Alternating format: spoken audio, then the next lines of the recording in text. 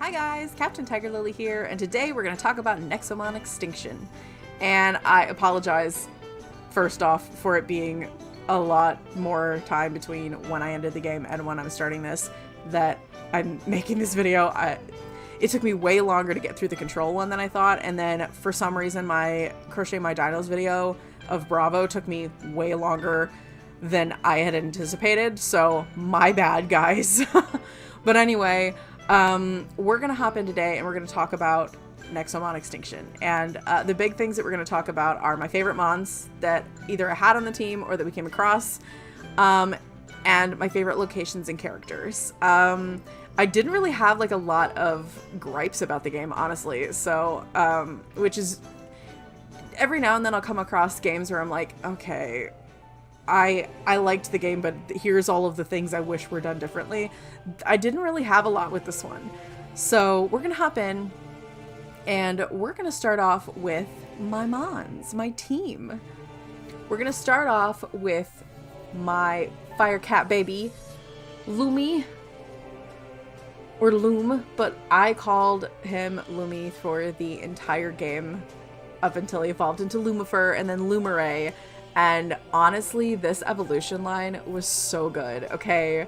I adored Lumeray through the entire game. Like, first of all, you give me a fire type option as a starter. Most likely, I'm choosing the fire type. For me, in order, it normally goes fire or grass, and then water is my last choice.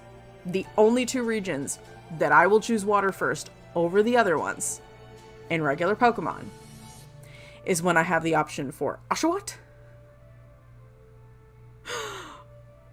or Piplup. I will say I do like Poplio.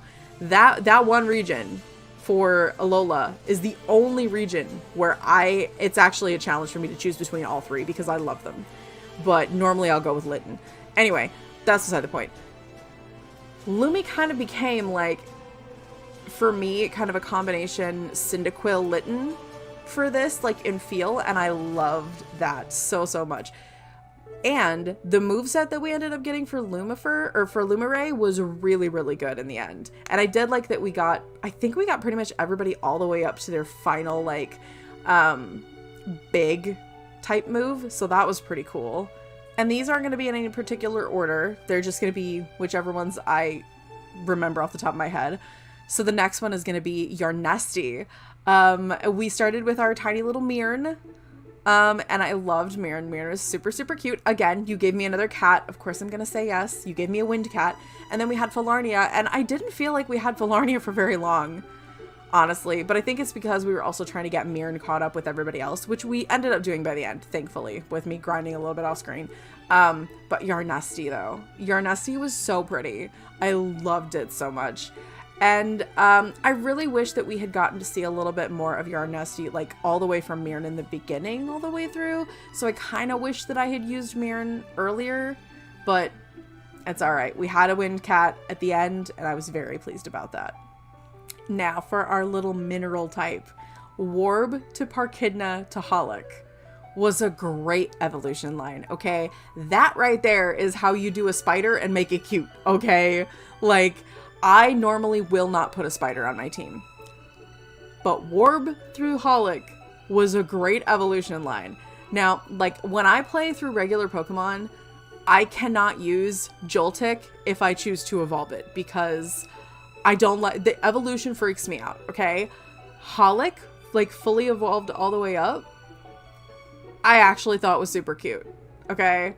He gave me very, like, all the way through, they gave me very much, like, jumping spider vibes. And I think it was just because the abdomen was, like, so big and almost like it had its own expression. Like, if you've ever seen, like, close-up videos of little jumping spiders that they have their own little attitudes, that's kind of what I was getting from Warb, Parkidna, and Holic.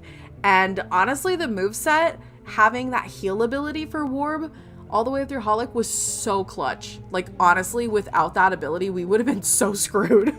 I'm so glad that we got it as early on as we did. And I don't know if it's like that for all the ones that get it, but I really liked that we had it that early on. And design, 10 out of 10. No notes. Now let's talk about my little water elephant, okay? Fossifant, Granifant, and Tuscant. Amazing line. I did not expect every single one of those evolutions to be like, to take everything from the first one and then build upon it more and more and more until you ended up with this giant tank of an elephant. And I loved him so much. I really wish that his heal ability had been a lot more like Warb's and, oh heck, who's the other one who had a healing ability? Can't remember off the top of my head now. Anyway, the one that Warb had, like, I really wish that we'd had more of a stronger healing ability with Tuscant, but I kind of get it. Tuscant's thing was more about attacking moves versus like the healing themselves, and that's totally fine. And I did love how our team kind of balanced out with that. I really loved being able to just muscle my way through so many of those fights purely with Tuscant, especially towards the end. That was so good. I felt like Tuscant is so powerful. He's so tanky, and I loved it so much. It was great to have him on the team. Then you have Zumble, Zasp, and Zapnik. I'm not usually a huge fan of bug types, but I think because he was electric, it made it a little bit easier for me. And I actually really loved having him on there because, again, the healing ability. And honestly, Zapnik tanked so many of those fights too and had such a high attack for some of those. I was very impressed. I did not think that Zapnik had it in him, but holy crap did he pull through for me for so many of those fights. Oh my god. Now, I did save one of probably my favorite on the team just for like pure cute factor for the end, and that would be Snush, Shloom, and Swamplow. This little snail bush started out with us so early on and carried on through the entire game. And there were a few times where I was really close to switching it out, but my gosh, did he tank it through. Swamplow pulled through all the way to the end for me, and which is weird because I feel like he got a lot of really powerful moves early on and then didn't get a lot of anything later on. So I feel like I would have liked a little bit better of a balance with Swamplow. And it's not to say that the moveset that he ended up with was bad, but I feel like it would have been easier to play with him if you were stepping up the same way as I was with like Lumaray and with Tuscant and even with Zapnik with a lot of those electric moves. Because we had a couple of really good electric moves that kind of carried through, but it didn't really, like, I didn't get like the super big moves until he was fully evolved. But with Snush and Shloom, I got some pretty good grass moves really early on, and then I only got like one or two really good grass moves after he evolved into Swamplow. Bless you, Kitty, I heard you sneeze. But yeah, I feel like I would have liked a little bit more of a gradual increase. That's just a personal nitpick. It was not that bad. I will say there were a couple that I really wish we could have had on the team. One of those was actually from pretty early on. I do really wish we could have gotten that mineral turtle. I think it would have been really cool to kind of have that evolutionary line all the way through, but I'm very glad we ended up with our rock spider. I really loved that. But I think it would have been really fun to play with, and I looked it up later, it's Fortle, Fortis, and Fortank. So I would have really liked to have like this ground turtle tank thing on the team, which kind of would have fit really well with Tuscant being on there, because you would have had a tank and a submarine, which I really liked the idea of. But I'm really happy that we ended up with our rock spider. One of the other ones that I ended up looking at that I didn't really know how I would feel about it being on the team, just because it would have meant we would have had to start with a different starter, but if I had started with a different one, I wonder what I could have been able to do with Blit, Glonturn, and Lamperos. I don't know why, but I'm actually really partial to the inanimate objects as Mons kind of trope. Other than Klefki. I hate Klefki with a fucking passion, but but like the lantern line From Unova, I love the lantern line. I don't know why. And Rotom being able to go into all the different things. I love that. And I love that little gimmick for Rotom. But like having this little, starting out as like a paper lantern and going all the way up into like the metal, almost gas lamp. I really would have liked to have that on the team. I think it would have been pretty interesting to see how that turned out. But that would have meant that we would have had to either use a different starter or swap out our starter. And I never swap out my starters. Ever. Now, for water, there are two that I almost put on the team several times, but I got so attached to Tuskant that I didn't want to swap them out. And the first one would be Streamol, Streamog, and Streamode, which I really would have loved to have the little frog on there because I think it would have been really fun. But obviously, as you know, I got very attached to our elephant. And the other one was Cruff, Croncho, and Domigator. And yes, I am looking, I have a list of things off to the side like I did for control of all the things that I'm going to, like the bullet points of what I'm going to talk about. But yeah, that whole alligator line, I would have loved to have that on the team. If I had found that one first, as opposed to finding our little elephant first, I probably would have put that tiny little crocodile on the team. Which is weird for me because I never choose Totodile. Ever. I don't like Totodile. I don't know why. I never have. However, I do like Croc Rock. Now, for electrics, there weren't really a lot that I probably would have swapped over to, but the one that I did really think was kind of funny was the Testling, Testlad, and Volpressor line, because I thought it would have been really, really funny to see this little scientist grow up as a little electric mon on the team. And I think it would have been really, really fun to see what that line had like progressed into and what kind of moves might have been different. So like for me, this is kind of like the dream team of what would I go back and pick if I played again, which who knows, that might happen at some point. It might be like a stream thing in the future where I go back and like play through games that I've already played and play them differently, or like, especially with the Mon games, like choose a whole different team and see what that composition like leads up to.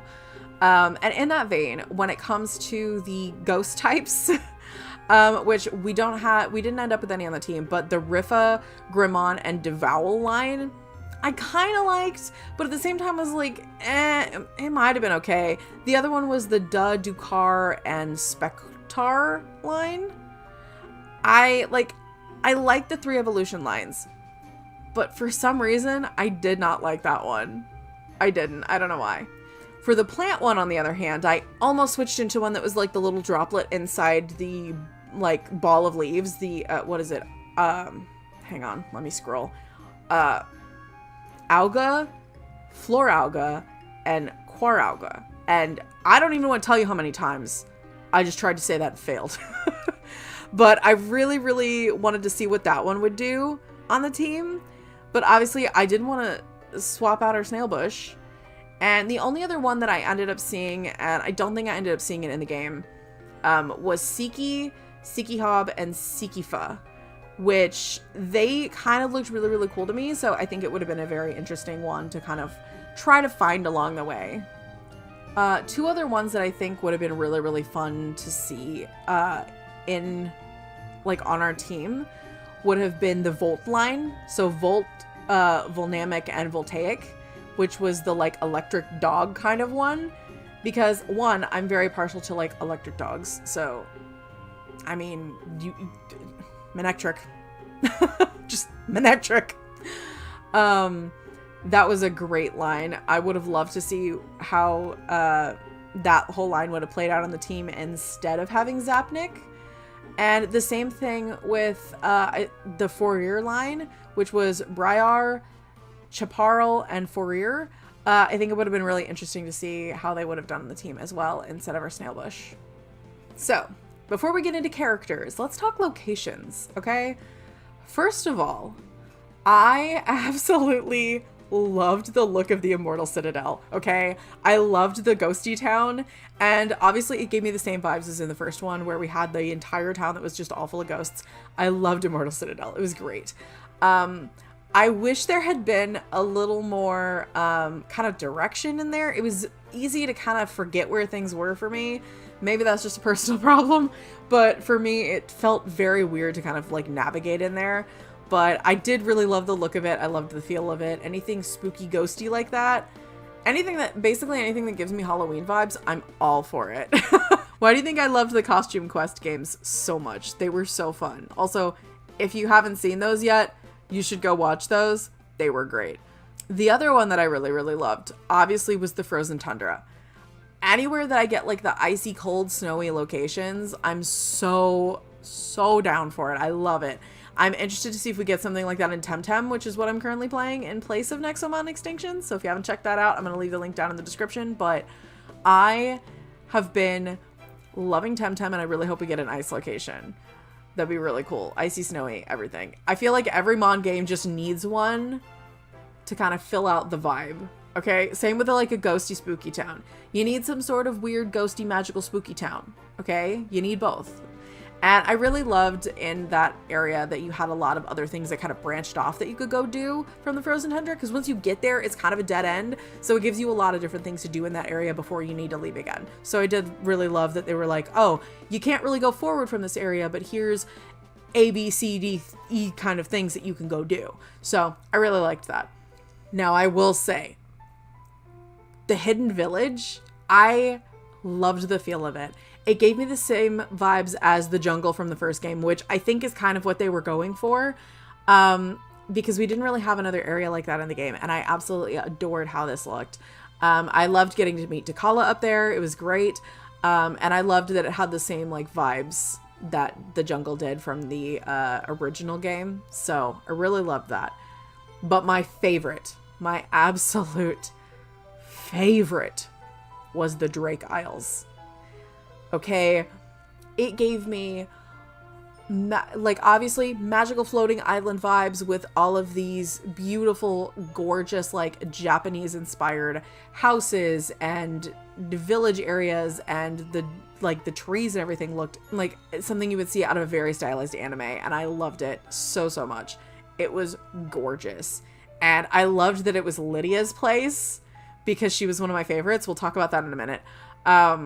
But holy crap, was that fun. I loved it up there. If there was anything that I would change about a location, it would be give me more to do on the Drake Isles.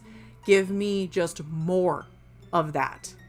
More of that, and honestly, unique mons that can only really be found up there. Like, there were a couple that I don't think I ended up coming across that I wish had kind of been up there. But a lot of them you could find in other places at different evolutionary stages, so it's like, well, that sucks. But still loved the vibe, just wish there had been a lot more of it. Now let me talk to you about the two places I didn't like, okay? I did not like being in Cadium. I didn't like it down there. One, it wasn't the fact that I was underwater. Okay, because in these kind of games, the water doesn't really freak me out because it's very animated. It's very cartoon, and it doesn't have the same feel as like if you were to play like Subnautica or something like that, where you're actually physically in the water and it feels like you, the person, are in the water. So what annoyed me about Cadium was that it was such a long way around to get to different areas, and if you took one wrong turn, you're gonna have to take 5 or 6 more twists and turns to get back out.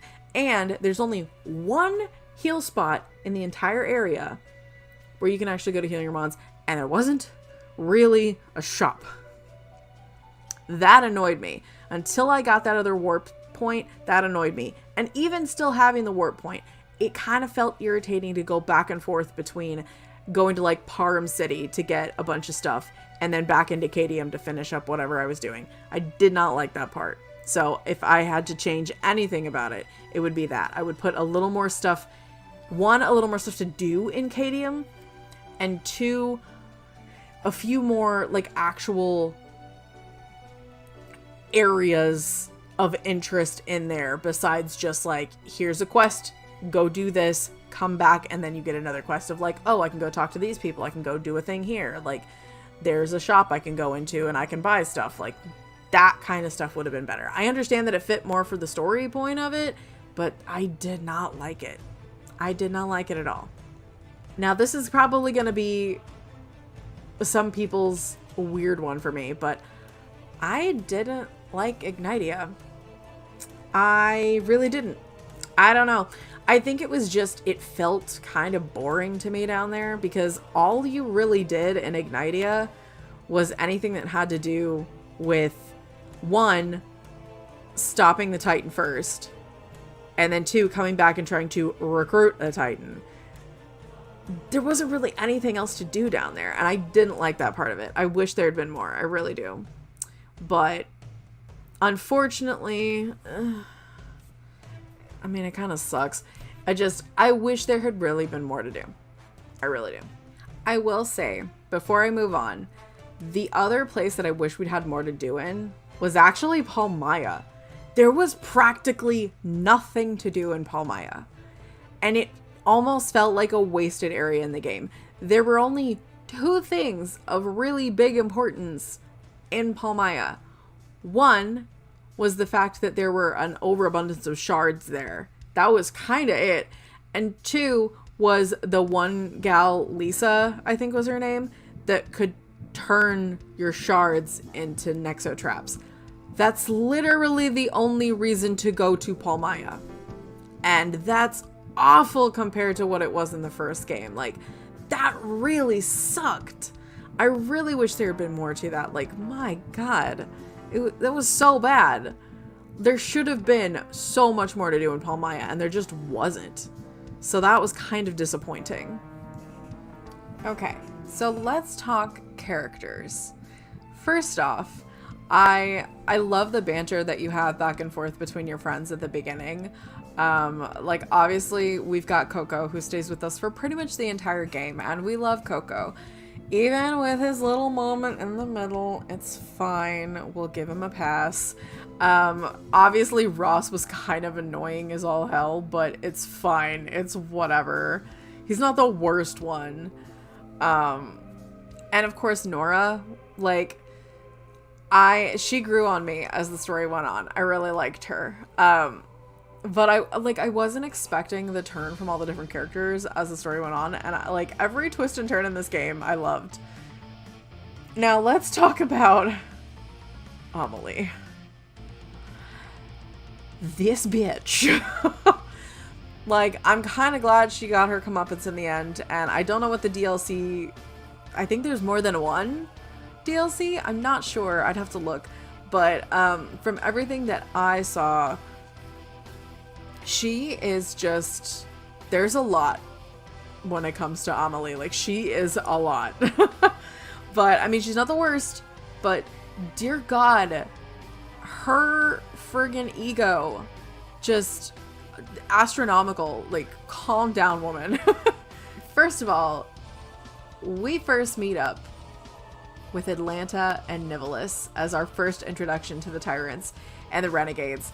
And I loved that she was the first one, and that technically I think she's the weakest, so it kind of makes sense that she would be the first one that we meet. But her personality was great, and I love that her and Jin were just constantly at each other after that, because they were complete opposites, which totally fits.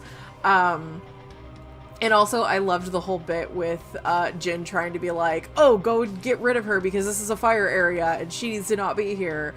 And Mulcimer's just sitting in the fire like, I'm just waiting for the order to burn things. It was pretty great. Now, I really wish we had gotten to see more of Logan and Bolzin, because we didn't hardly get to see any of them, which really kind of sucks. And the same thing with Celine and Petrum. I really wish we'd gotten to see more of them. We did not get to see them at all. And even though T'Challa didn't have a renegade as like kind of a partner, I really would have loved more of T'Challa as well. But I kind of like that you waited off to hear anything else about him until the end game. Now, my favorite, our girl, Lydia, and best boy Urus. Oh my God, I loved them so much. And I love that Lydia pretty much stays on our side the entire time. Like, she is nearly unwavering in her loyalty. And I absolutely loved that. Like, Lydia as a character is so well written for me. I love that. She's amazing. And she does not give two shits what anybody thinks about her. And again, that makes me love her even more. Then there was Xander's. Listen. If there were ever characters to dislike in a game, Xander's is one of them. He was just so annoying. And like every time he would show up, my immediate gut reaction would be, oh god, not him again. Like, you gotta be fucking kidding me. Ugh. That's all I have to say about him is just ugh. Then of course we had Fancy Hairmans and his lovely bubbly assistant. We had Edward and Bonnie, and I loved them. I wish we had gotten to see a little bit more of Edward and Bonnie, especially early on. I think that would have been really fun to get a little bit more with them. Like, instead of you going back and telling, like, Admin or Amelie about something that you did, if you had to tell, like, Bonnie or Edward. I think that would have been kind of fun. But that's alright. I mean, we still got a decent amount of them in the game. It was just very spread out between moments that we would interact with them, which wasn't the worst thing in the world, but it is what it is. How do I put this into words? How I feel about Eliza. That girl. Honestly, she was pretty great. Let's be honest. She was pretty great. I really liked her little moment of kind of like telling us about the egg and then finding out later that, oh, the egg is just kind of a red herring and you're actually super powerful. All on your own. Don't need the egg. You're great. Just do your thing. And you're like, huh? But she was great. And I love that her design did call back a lot to Hilda from the first game. So that was pretty awesome. I really, really liked that. I would have liked, again, more with her. I think that would have been awesome, but it is what it is. I think one of my other favorites, and I'm not going to talk too much more about the other characters throughout the game, is just that I really loved having Leo hang around once we got to the Drake Isles. And again, I think that's another thing that I really loved about the Drake Isles, is that we got another friend who kind of stuck around with us for a decent chunk of the game, and I kind of loved having him around. Leo was pretty great. Leo and Nolan, even though Nolan wasn't really a big character in the game, I feel like having him there is kind of like the older like brotherly kind of figure support, I think was really, really great. So let's transition over and talk about Vados. I think the design for Vados was really, really cool. I felt a little underwhelmed about Vados as a character. And I know that's going to sound really weird, and because it was really hard to beat him. Playstyle wise, Vados was great. But the way that he felt as a character felt just so hollow and empty. And it was basically him parroting back everything that Amelie had taught him instead of, and just kind of like evolving from there, almost like an AI. And I didn't like it. I wish that we had gotten a little bit more like personality of Vados and everything that he was supposed to be like standing for leading up to the end. So I kind of wish that like the end game of that had been a little longer. So maybe we'll get more of that with DLC and the post game stuff. I don't know, but we'll see. But as it stands with the end of the main game, I felt really underwhelmed by Vados. I really did. Overall, though, like, I absolutely loved this one. Like, this one I think I like more than the original. And that's saying something, because I really liked the original. But I think there was just something about this one that felt so different. And I think it was the back and forth of, am I the good guy? Am I the villain? Is being the Queen of Monsters the right choice? Should I let Vados do this and destroy all of the tyrants? But I think in the end, beating Vados and becoming the Queen of Monsters and trying to bring peace is kind of the best case scenario for everybody. So anyway, I know I've rambled on for far longer than I probably should have, but it's totally fine. This is what we do here for our post-game videos. And obviously when I do eventually go back and play post-game and whatever extras there are for Nexomon Extinction, obviously I'm gonna do that and add it on to the end of the main playlist. But when I do get to that point, I'm not sure if that's gonna be regular videos or if that's gonna be streamed.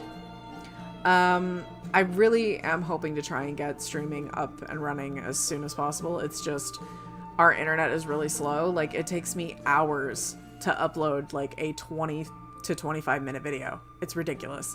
Like, hours and hours and hours. Like, I have to spend half the day uploading a video. It sucks. But anyway, that's a me problem that I will sort out eventually. But anyway, hopefully you guys enjoyed watching through all of Nexomon Extinction as much as I enjoyed playing through it, and I cannot wait for you guys to see some of the other creature collector kind of games that I have planned in the future. So I'm gonna leave this video here for now, and if you guys liked this video, hit the like button down below, hit the subscribe button if you guys want to see more videos from me, and hit the notification bell, that way you guys know when new videos go live. And don't forget to share this around to anybody you think might want to see my final thoughts on the main game of Nexomon Extinction. I had so much fun playing it, and I loved the team that we ended up building out. It was phenomenal, and I really, really hope you guys enjoyed the playthrough of it as well. And if you guys want to go back from the beginning and watch everything that happened in the main game of Nexomon Extinction, or if you missed some episodes, or this happens to be the first thing that you're hearing about it, full playlist is going to be down below me here on the screen if you guys want to check that out. And since I did talk about it in this video, our newest one is Temtem. If you guys want to go check that out, I'm going to leave that playlist on the screen as well. The link to Nexomon Extinction, if you guys want to play the game for yourselves, is down in the description. And that being said, I'm Captain TigerLily, and I will see you guys in the next video. Okay, bye!